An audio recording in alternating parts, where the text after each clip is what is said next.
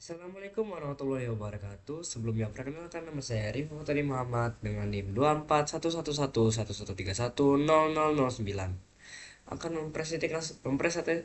mempresentasikan tentang anatomi sistem urinaria.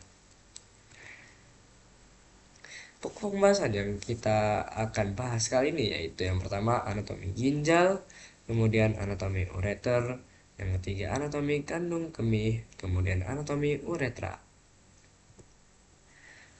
Yang pertama kita bahas yaitu komponen sistem urinaria, yaitu terdiri atas ginjal, ureter, kandung kemih, dan uretra.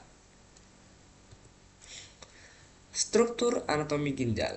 Yang pertama yang akan kita bahas yaitu yang pertama adalah tampilan, kemudian lokasi, kemudian dilanjutkan dengan jaringan ikat pembungkus. Tampilan. Kita lihat ginjal ya.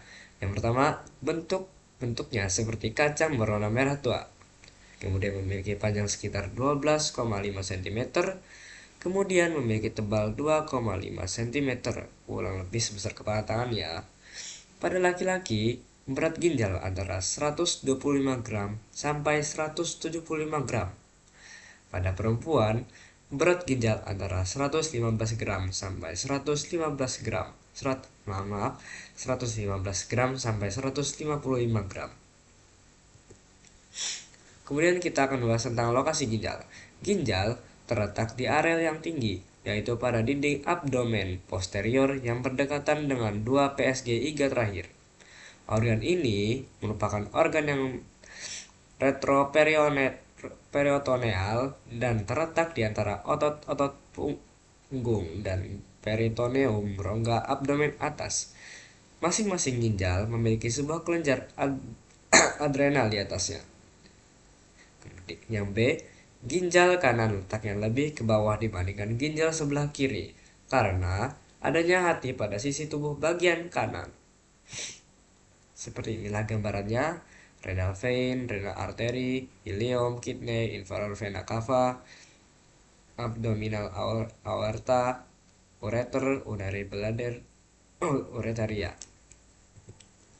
Kemudian kita membahas jaringan ikat pembungkus. Yang pertama fascia renal, yaitu pembungkus terluar, kemudian lemak perirenal, jaringan adiposa yang terbungkus fascia ginjal, kapsul fibrosa, membran halus transparan yang langsung membungkus ginjal dan dapat dilepas dengan mudah. Inilah struktur anatomi ginjal yang saya akan sampaikan, yaitu renal cortex, renal papilla, renal medulla, renal kapsul, minor catalix, major catalix, renal pelvis, renal column, renal pyramid, dan ureter. Inilah seperti struktur anatomi nefron yang akan saya sampaikan: cortex, medulla, ureter, renal pelvis, momen kapsul, glomerulus, efferent arenal, cortex medulla, dan lain-lainnya seperti proximal tubule, momen kapsul, distal tubule, collecting duct, loop of Henle. Glomerulus memiliki dua lapisan, yaitu yang pertama adalah lapisan visceral, kemudian yang kedua adalah lapisan parietal. Tubulus ginjal, tubulus contortus proximal, yaitu memiliki panjang sekitar 15 mm dan berbentuk beriku, kemudian memiliki permukaan yang menghadap lumen atau terdapat sel-sel epitelia kuboid yang kaya akan mikrofilus. Tubulus contortus distal memiliki panjang 5 mm, berbentuk beriku, membentuk segmen terakhir yaitu nefron. Tubulus contortus collectivus memiliki bentuk yang besar dan lurus, kemudian mengalirkan urin menuju ke kalix minor, kalix mayor, pelvis ginjal, kemudian ke ureter, dan yang terakhir adalah kandung kemih. Ansa Henle yang masuk ke dalam medula dan membentuk lengkung jepit yang tajam, kemudian ke descendant, ansa Henle, ascendant, ansa Henle yang membalik ke atas. Seperti inilah gambaran Alzheimer. Di cortex memiliki proximal tubule, distal tubule, collecting duct, outer medulla terdiri dari H2 olah dalamnya. Kemudian inner medulla yang memiliki descending limb of loop dan ascending limb of loop. Kemudian kita membahas tentang ureter. Yang ureter perpanjangan tubular berpasangan dari pelvis ginjal yang merentang sampai kandung kemih. Panjang tiap ureter sampai 25 sampai 30 cm dan memiliki diameter 4 sampai 6 mm. Saluran ini menyempit di 3 tempat, yaitu titik asal ureter pada pelvis renalis. Yang kedua adalah titik saat melewati pinggiran pelvis renalis. Dan yang ketiga adalah titik pertemuan ureter dengan kandung kemih. Seperti inilah gambaran dari ureter. Terdiri dari kidney, ureter, bladder, uretra, dan ureter opening. Kemudian dilanjutkan dengan dinding ureter terdiri dari 3 lapisan jaringan, yaitu jaringan fibrosa, yang biasa kita tahu jaringan paling luar. Kemudian jaringan muscularis longitudinal ke arah dalam dan otot polos sirkular ke arah luar. Kemudian epitelium mukosa mensekresikan selaput mukus pelindung.